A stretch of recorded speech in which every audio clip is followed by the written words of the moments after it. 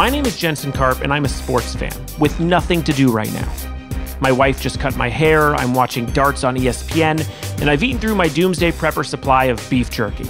But I continue to talk to athletes and sports industry professionals about what they're doing in quarantine, hoping to figure out if they miss competing as much as I miss watching it. This is the No Sports Report. Derrick Walton Jr. is what they call in the NBA a journeyman. A standout player in the prestigious college program of Michigan, he went undrafted in 2017 and spent his first pro season with the Heat in a two-way D-League contract, a deal I'm now calling the Taco Fall Special. He later was signed by the Bulls but quickly released, sending him to Lithuania for the EuroLeague, then Germany for an international team he took to the finals. And after an impressive summer league run for the Clippers, he got the golden ticket, a guaranteed contract for over $1 million in the 2019-2020 season. But his frequent flyer miles continued with more moves to Atlanta, then Detroit, then released again right before the NBA shutdown. I think we all know this won't affect megastars of the NBA. They'll continue to get paid, come back next season, release a new shoe, and make millions. But with Walton, it's different. He was just making a name in the NBA, finally seeing his hard work pay off, and now that momentum and possible check for next season are up in the air. He'll soon be amongst the millions of other Americans unemployed during a global pandemic. We talk about that, the genius of Little Baby, and signature facial hair on my conversation with Derrick Walton Jr. And then we check in with one of my funny friends for another installment of Fandemic. All on this episode of the No Sports Report.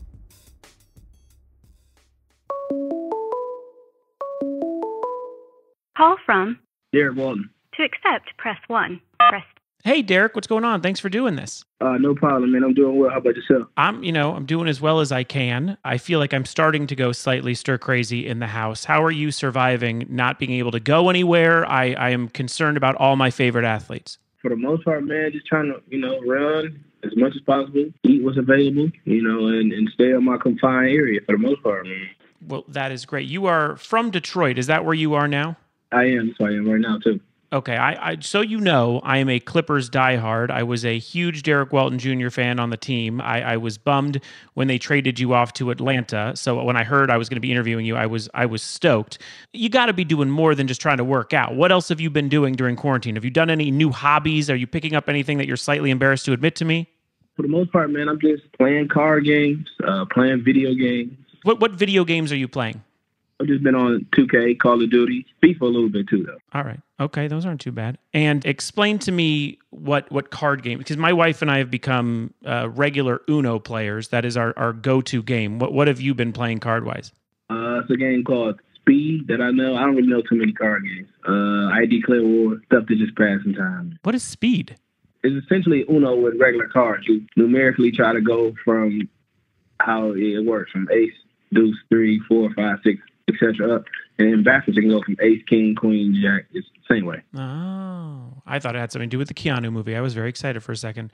I was mostly bummed to see that you celebrated your birthday last week. You turned 25. You are going to be known as one of the quarantine birthday babies. How did you celebrate? We just was at my house, kind of just, kicking it, playing video games, having drinks. For the most part, that's all we could do. So researching your 2020 season was a bit like taking a math class. And I'm going to give you what I feel it was, and then you tell me if I have it right. Because NBA salary stuff, it's like PhD city. You have to know a lot to understand it. So here we go. Ready?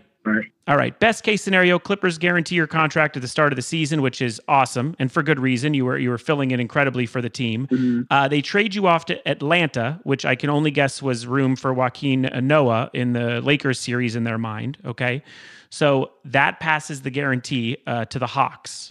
Am I right so far? That is right. Okay, then Atlanta waives you, but that's okay because they owe you the money. Right. Then you sign a 10-day contract to the Pistons, which that goes on top of the guarantee, which I am into. That is a hustle. That is what I call a double dip.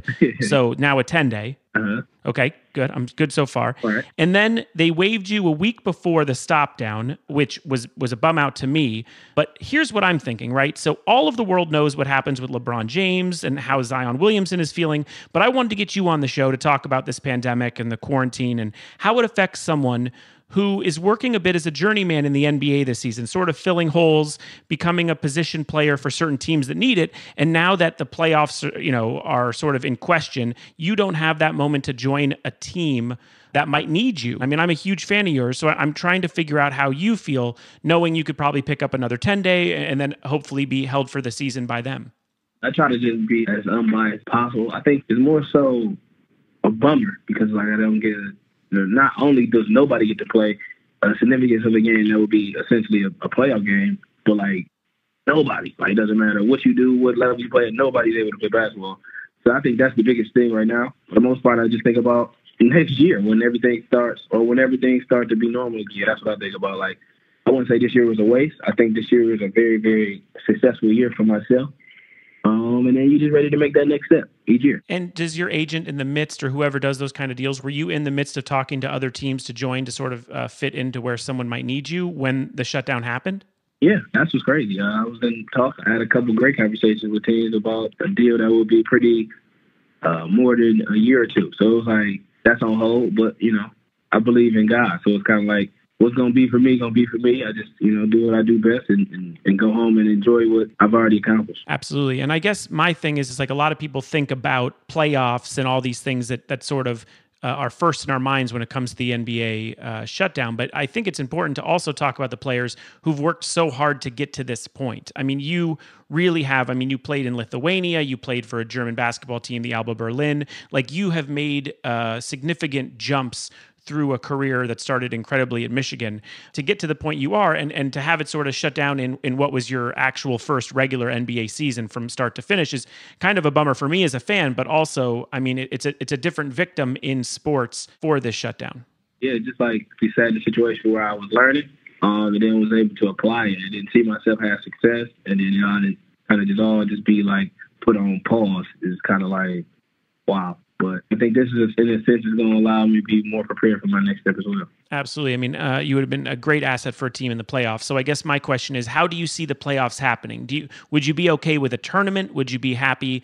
I mean, I guess I'm happy with anything that's not just giving the championship to the Lakers in a season that is clearly an asterisk in my mind. Like, you can't just name a champion from the regular season. So what is it that you see? What would make you happy for the playoffs, even just as an NBA fan?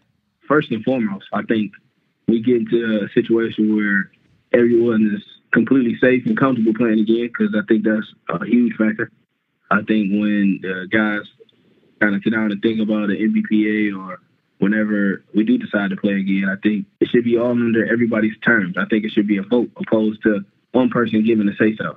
That's why I think it's the best outcome of this, because everybody has so many different feelings and why. You got to consider everybody in a situation like this that's so fragile. Totally. And I was talking with some family members the other day during Easter about, we were doing a Zoom, by the way, which is the weirdest way to celebrate a holiday. But we were talking about, when will we, just as citizens, feel comfortable in like an arena for a sporting event or a concert? Like, I know they're talking about pushing concerts now till 2021. But it's always going to be a strange feeling to look around you and be like, did that guy cough? I mean, that is going to happen now in our society. Yeah, 100%. I think that's what is the big thing. I think people are so eager to get back to doing normal things when they're not taking in the fact of everyday life is never going to be the same. No. So I think each step is like very, very critical. I don't think we should jump over any steps. Like, me, myself, I want to get back to everyday life, but I understand that it's a lot of stuff that go into that. Agreed. You've played internationally, like I said, for Lithuania in the EuroLeague, Alba Berlin in Germany, who you took to the finals. This is one of those once in a many lifetime situation where the world all feels the same pain at the same time. Did you keep any friends from most places to figure out how they're doing during quarantine? I do. I got a couple guys that still play there. I think like some guys weren't even able to travel home. Yeah. Which is crazy. They just was in a foreign country without their family, not really knowing how their family's doing, and it's just a real situation. This brings light to how real the situation is. Yeah, I mean, you've experienced playing there and probably faced the hospitals and some sort of medical training or something as far as athletics. Like, would you have been afraid to be out there for a pandemic? Absolutely. Just when I think about my whole entire experience over there, it was kind of a culture shock. It was just me just trying to figure a way and, just trying to do exactly what I needed to do to try to, put myself back in the best position to be back in the NBA. But overall, just when I think about everything that I had to endure, I think I did a great job, but I think it's still some stuff that I wouldn't have been okay with dealing with by myself. Sure. I had read that in the past you've been heavy into meditation. We've been using the Calm app or whatever it is, and I don't know how I would sleep without that British dude telling me to go to sleep at night at this point. Like I have so many thoughts running through my head about this, and then I guess I've depended on some of those things. Are you still doing that? I was into that heavy at college, where it really did help me. It was a great stretch where it helped me mentally. It allowed me to just think a little clearer. I was able to control thoughts. So I think I would be huge on the meditation point. Yeah, and you bring up college. You played for Michigan, an institution that is synonymous with college basketball, and we would have already been past the NCAA finals game, and for women and men. I mean, I can't imagine someone like you, like some of your best memories have to be from that tournament, and now these kids were sort of robbed of that. I mean, is that something that has sort of passed your mind during this? Yeah, and it's so hard to think outside of self in these moments. Like you think of all those who immediately are most important to you, but you still, like, when I had these type of conversations, I really think about how a month ago it was the best time of the year when you were in college. Like, there's no other sports, period. Like, the finals probably couldn't, that's a different type of excitement. But, like, people that have played in NCAA tournaments, it's a different type of excitement. And I don't really know how my college career would have panned out without the tournament. So it's like, I feel for those guys. I know guys make a name for themselves out of those tournaments, and some guys become household names, or some guys just secure jobs outside of basketball. It's just like so many things that go into March that is, You're right. And people are, deprived of that I have extreme empathy for. Agreed. Let's talk a little quarantine hip hop. Streaming numbers have been up. Everybody at home needing something to get their mind off negativity. So people have been listening to a lot of music. I've seen you tweet a few very positive things about the Little Baby album. I'm going to give you a couple seconds here to explain to people why they should be into Little Baby. I like Little Baby because in a sense, like, I'm very, very, very aware of who I am. Aware of what I didn't have to do as a child. And I have everybody that had to do something at one point. So it's like, I understand what he's saying, and I think he's a person that can relate to a lot of people who are faced with crazy situations that still make it out. Like, I think he's, for my inner city, homeboys, and for the most part, like, we all relate to him because it's like, we've seen a lot of stuff he's talking about, or situations have came where you were able to do something, but, your conscience didn't let you do it. So I think more so than that, on top of the fact that I think I like his flow, I just like the album because I like what he personally represents. And overall, I just think he's a good dude. I think he's a good artist. Agreed. Any other albums you're feeling right now? I got Tory Lanez. Okay. That's a good album, by the way. I got Lil Uzi in here, of course. I keep Drake and I keep Fabulous. Sure. Yeah, man, like Rod Wave, Roddy Ricch. I got all the people really listen to. Have you been listening to the Jack Harlow record at all? No, I haven't. Who's that about? He's a good kid. He looks like Weird Al Yankovic a little bit, but he came up with DJ Drama out of Kentucky. He has a hit. You've heard it pretty much on any social media, but he's very good. Jack Harlow, Harlow. I also listened to the Vert record. What else have I been into? This kid CJ Fly, who's from Joey Badass's crew from Pro Era. It's a good album. Some different stuff for quarantine. Yeah, man. I don't listen to one exact lane. I got a preference, but I like R&B. I like a little bit of everything. I like local hip hop. I like a lot of stuff. Detroit, though, I mean, clearly known for its hip hop from Eminem and D12 and Black Milk and some guys, but it's kind of a regionally quiet over the last few years, other than Danny Brown, right? Yeah, I think we got some younger local guys that's making a name. We always got Big Sean, of course. Oh, yes. How could I forget Sean? Yeah, that is true. Last year, you introduced Derrick Walton Jr. basketball camp for kids in Michigan. It was a weekend of learning the game from you and guests like Duncan Robinson, Moritz Wagner, DJ Wilson. I know you had a second annual in mind. Does this pandemic affect that planning? I plan to do it. Usually it's around the July area, July to August, probably for the kids that just get done with AAU. And that's the plan, to still have it, third year. Huge year for me because I think each year I learn something new. I think it can help somebody. And I'm always eager to meet new people. The people that I've always seen, for the most part, my youngest days still come. And then it's guys that I meet along the way that give me great knowledge that we grow to have great relationships. So it's like, I think it's a great event for me because I get to, mix and network with different people and still reach back, still give back. So it's like, I love it. That's my favorite part of the summer. Yeah, it sounded like it would be fun. We usually end with something somewhat positive than something kind of stupid. So the positive side of it, is there anything that we've taken on during this time of the pandemic that you hope continues on? Like, I can give you an example. I think we should stop wearing jeans. I don't think we ever needed to wear them. They're not fully comfortable. I think that we are totally fine in sweats or something without a belt. Interesting. See, my intake will be a little different than yours about jeans. I would say, for me, I do appreciate the overuse of soap and water now. Like I can say I've been in the bathroom with people who didn't wash their hands. I've seen them walk out, and I think it made me a little more conscious just to be a lot more cleanly. Like I'm already a germaphobe, but I think this is taking it to a new level in the sense of how I conduct my house and how my car and stuff like that. So I think that's the biggest thing I think everybody gonna take from it. But the jeans thing is funny though. I can't imagine even putting them on again. Okay. Lastly, I usually give suggestions to our guests, things that they can do during quarantine.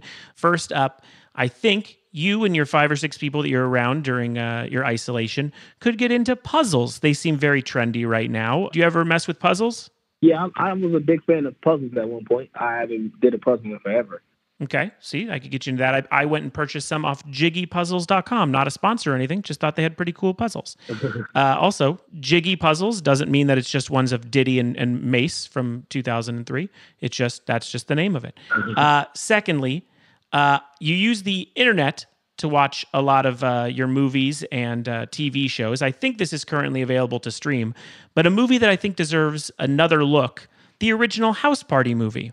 Starring Kid and Play, Martin Lawrence, Tisha Campbell, the late John Witherspoon, the also late Robin Harris, George Clinton's in it. Have you ever seen House Party? I've seen the House Party, but I would have to watch the beginning to make sure I know which one I'm watching. This is a very good movie. People don't give it the credit it deserves. A lot of people also don't know this. This seems like a joke I would make up. It is not. At the Sundance Film Festival, House Party won the Filmmaking Trophy Dramatic Award and the Excellence in Cinematography Award. Again, not a joke. Hey, yeah, people don't. I know I did all that. Yeah, people don't know that. All right, so those are my 2 first suggestions. Lastly, I don't know how you've been shaving during quarantine, but this past season, you sported quite a hefty beard. I would say you had the handlebar, you had the goatee, you had a nice look going on, different than anyone else in the NBA. Where do you get your inspiration for facial hair? I don't know. I think it's just because I never had facial hair period. I just kind of let it do its thing and just try to keep it up from there. I don't have nobody I idolize when it comes to a beard. Okay, good. All right. It's like if James Harden was less homeless. I very much liked it. Now during coronavirus, we need masks, and I'm thinking you can produce something. It's called the Walton Jr. facial hair wear, okay? Okay. It's a surgical mask that you put down to your chin, and it looks like your beard when it's on your chin. So it's pretty much made to look just like what you have as facial hair. But then when you move it up to your nose, I don't really have an idea for that, because that's going to look very strange, like you have a very hairy nose. But it's cool when you have it down to your chin. That'll be fire. But the nose, we gotta work on what it's gonna look like once it's not in that spot. Yeah, you're right. I didn't fully workshop it, but it did start good because it'll look cool when it's down at your chin. And again, it probably doesn't help you from coronavirus, but I don't know. I can't come up with everything. Derrick Walton Jr., thank you so much. I am going to be at home rooting on a new season of basketball, not only because I'm a sports fan, because I want to see you back on the court. I appreciate you talking to me, and stay safe through quarantine, bud. I appreciate you having me on here, and to all those listeners, y'all stay safe. As always, God bless. Absolutely, man, and little baby forever. Yeah, always. We'll return after this with another installment of Fandemic, where I call one of my funny sports fan friends to see how they're holding up. Right now, Feeding America is working tirelessly to ensure our most vulnerable populations, like students who are out of school, the elderly, individuals whose jobs are impacted, and low-income families, continue to have access to food and other needed resources during the COVID-19 pandemic. The Feeding America Food Bank Network is committed to serving communities and people facing hunger in America, and their greatest need is donations and support of local food banks. This podcast is committed to donating a portion of the proceeds from the show to Feeding America, and we hope that you can join us in this effort too. Find out how you can help at feedingamerica.org/COVID-19. It's time for another installment of Fandemic, where I reach out to one of my comedian cohorts to see how they're doing during this sports drought. This time, it's one of the best improvers in Los Angeles and an always working writer on TV shows like Brockmire and Brooklyn Nine-Nine. And yes, he is a Clippers fan. Welcome to the podcast, Carl Tart.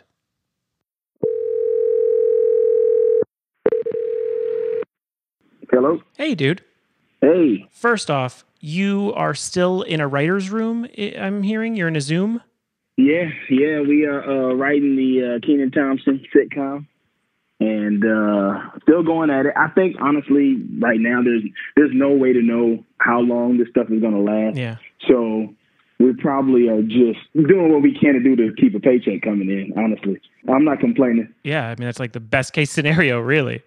Yeah, I'm very grateful for that. So when I started doing this podcast and talking to athletes, I wanted to throw in some of my funny friends here every once in a while who I know are sports fans like me, who I'm not sure how we're making it without anything competitive on television. But I guess I first have to ask if you watched Horse.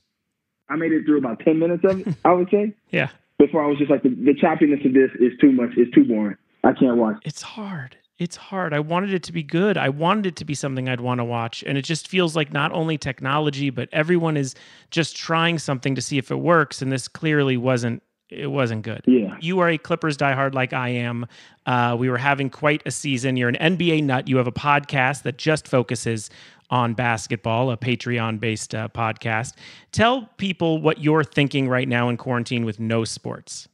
Okay, so I mean, we're talking basketball here, but I have to admit that I am still a big football fan. I know that's not necessarily woke, but the NFL has been giving us some great off-season action right now, like all these new quarterbacks and stuff like that. Yeah. I think maybe I'm kind of in a weird denial because being a Clipper fan, so I'm 31 years old. I've been a Clipper fan since I was 9. That's when I moved to LA. And I've always been a fan of the underdog. I grew up a Saints fan. I'm a diehard Saints fan. So I watched us go from, mediocrity, paper bags on the heads. So my dad played for the Saints for a little while. Oh, wow. And he brought me back like a little kid's jersey set. And I got it on Christmas morning. And my grandpa, who was a huge Cowboys fan, was chasing me around the house all day with a brown paper bag, telling me to put it on my head. And so, I grew up all my life, rooting for the underdog. So it was natural when I came to LA and everybody was Laker fans and they were just about to really pop off. Even though I love Shaq, I was I'm rocking with this other team. Yeah. I want to see these guys. One day it's going to happen. And this year finally felt like it was going to happen. I was definitely a Clipper fan in denial the whole year. And every time we lost a game, I would text my friends and be like, talk me off the ledge. I'm about to jump. Right. But what really solidified it for me was that loss to the Lakers. Yeah. And I was I wasn't upset about it. And because basically when we beat them the first 2 times, it was my Laker fan friends, pretty much everybody out here. I get text messages. From them every single game. When the Clippers lose to when we lost to Phoenix and we lost to Memphis, yeah. I get at least a minimum 6 text messages from friends being what's going on over there? Uh-oh, trouble in paradise. So wait, do you get the same thing I do, which is the dumb banners texts? Yeah, I got the banner text when we beat them the first 2 times. And keep in mind, I'm sure you're the same way as me. Yeah. If you've been a Clipper fan long enough, you don't talk crap. Never. I think that the never. Yeah, the crap talking Clipper fans are the Lob City era. Yes. And I even get annoyed by them sometimes. Yeah. I make this comparison, which is very offensive to my ancestors. But it's like being a black person who lived through the 30s, 40s, and 50s, and then getting to the 60s and 70s and seeing black people get buck with white guys and being whoa, take it easy. We don't need to talk like that. That's how I was with when Lob City fans would talk crap to Laker fans. I'm hold on, let's take it easy. We don't need to engage with that stuff. That doesn't end well for us because we don't have much to talk about. I agree. I mean, I always felt when I would see on Twitter people trying to dunk on Lakers fans, I was like, guys, I don't mean to be Marty McFly here, but I've seen the future. Yes. This is never, it might work out for us eventually, but it's definitely not, we should not be confident enough to be saying these things. And this season, to me, with it being, shut down early, these sort of bylaws that we're hearing about that would make the Lakers champions makes me so angry because they're the only fans in the world who would probably celebrate it. Yeah. Oh, absolutely, they would celebrate it. But you just taught me something new. Why wouldn't the Bucks be champions? There's based on a certain amount of wins and what it was at a certain point. It's not like what it was to the last day, which is even weirder. That's absolute crap. That is crap. If that would be so terrible. Yeah. But the last game happened, and I didn't get any text from my Laker fan friends when they beat us. And also, I watched that game, and I go, LeBron put in that much work. Anthony Davis was lackluster. Avery Bradley went off for 27 points. Oh, my gosh. I think we are about to win a championship. Yeah. I felt it like at that moment. Like I was like, they're not going to be able to survive. I know we're going to get through the playoffs, and these guys are not going to be able to survive a 7-game series playing like that. We talked to Paul Scheer a couple episodes ago, and he brought up the book The Curse, which he heard about from me, which I in turn heard about from you. Yeah. About sort of the insane, terrible history of the Clippers by a guy named, I think, Mick Minus or Menace or something. And it's a great it's a great book. And I just can't help but think it is the perfect season to be shut down from a global pandemic. It is. Yeah. It's the extra chapter of that book that we needed as Clippers fans. Yep. I said it. And I felt so bad because people are losing their lives and we're all very scared and everything. But you add some levity to this situation. Why not go, oh my gosh, it is another chapter to that damn book. It's crazy. It is the curse because we don't have much time. And if Kawhi decides to leave after next year, which I hope he doesn't because he literally could be the turnaround guy for this franchise. Like we thought it was going to be Blake, but Blake had to go. This guy could literally be the face of a new generation, a new fan base of this team. And if he leaves, which honestly, when I think about what pressure that could be on him, he does not seem like the type to want that type of pressure, and it scares me. I genuinely don't think he'll leave, only because he's a real. I mean, other than the stuff that we heard about, like his uncle asking for a plane and stuff, he's a pretty blue collar guy. He liked the work he did in the schools this offseason, to try to get some new Clippers fans within the community because they're so raised as Lakers fans, and hopefully those backpacks and courts and things that they were installing were doing some difference. It's always weird to me because I don't think we even got Kawhi at 10. I don't even know if we saw him at his best yet. And obviously people like Montrez were in Beverly were playing at 10s and it was all coming together. It's just weird with sports in general. Like, you say you're a football fan and they're saying, September. I don't know. Maybe they can play in September. I don't know if fans want to sit in an arena. You're a season ticket holder for the Clippers. Would you feel comfortable going back? What is your sign to want to sit in a stadium? No, I wouldn't want to go back. Not yet. And I'm the type of person who has been telling my friends, don't panic so much. You don't have to spend your whole day, crawling under your bed and putting a blanket over your head. Just kind of continue to live your life and follow the regulations and be safe and protect yourself and protect others. But I definitely would not feel comfortable going back into an arena, at least until a vaccine is out. Yeah. I can't. I just keep thinking some dude coughs near me and I'm never going to be able to pay attention to the game. I'm just like, that dude coughed. He's right behind me. I can't. I was talking to my mom the other day about it, and I'm like, do you know how close we sit to people? We don't know. We don't know. We fight. In my mind, I go, oh, that person's arm is too much into, we're touching arms. Yeah.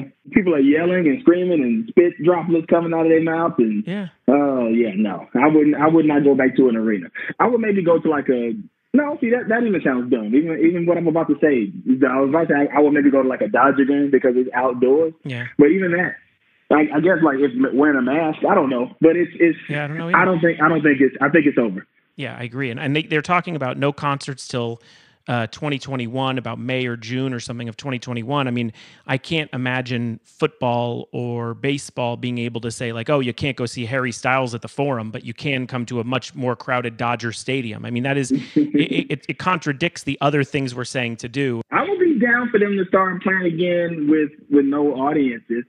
I think that would, I'm speaking from a Clippers-Lakers standpoint. I think that would help us tremendously. I know that we finally can have a Boston Celtics game where there aren't more Boston fans. Anytime there's an Eastern team, it's 60-40. It was getting a little better recently, but I grew up here, so I've been a fan since I was about 6 or 7, and we had season tickets off and on. And I mean, I think I met Pooh Richardson once and thought it was the greatest day of my life. I just think to myself, if they're going to take anything away, right? So we're going to not go to sports for a whole year. We're not going to, it feels like the one refuge I have. I know there's only a handful of us that are really big sports guys in comedy or whatever, or writing, and you have a podcast called The Flagrant Ones. What are we going to talk about?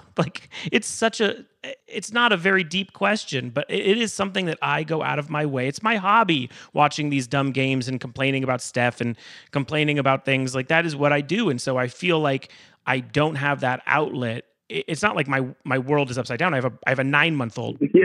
It's a very strange feeling. It's a strange feeling to not have a competitive game to watch or anything to pass the time in that way. Yeah. Waking up in the morning, and my normal morning ritual routine is like I'll wake up early and turn on my TV until I have to actually get out of bed.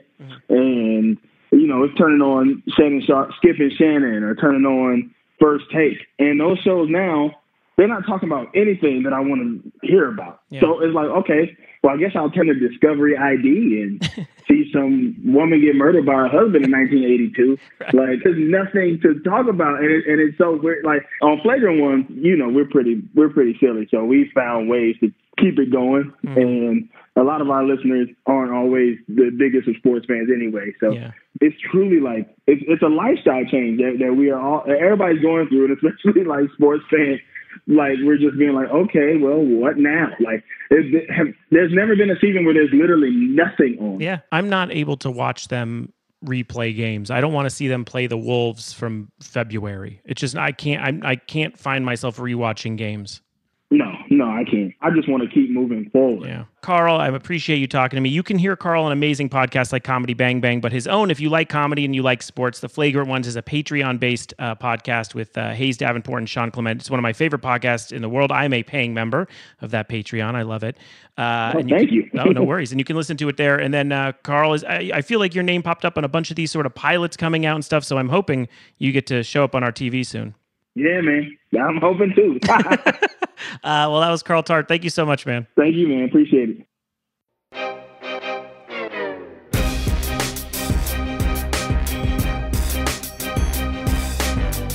The No Sports Report is produced and distributed by Treefort Media. The show is executive produced by Kelly Garner, Lisa Ammerman, and me, Jensen Cartman. Our series producer is Matthew Kugler. Tom Monaghan is our senior audio engineer and sound supervisor, with additional production help from Tim Schauer, June Rosin, and Hailey Mandelberg, with production and editing by Jasper Leak. Our theme music is composed by Spilkus. If you've enjoyed what you've heard, please subscribe, rate us, and review us on Apple Podcasts. You have nothing else to do. Send it to your friends, tweet, share, post about it, do whatever you can. And please visit feedingamerica.org. And if you're able to make a donation, any amount will help make a difference. And you can learn more about other ways to help on their website. For more information on the No Sports Report, links to the socials, and for our show transcripts for the hearing impaired listeners, please go to treefort.fm. Be safe and be well.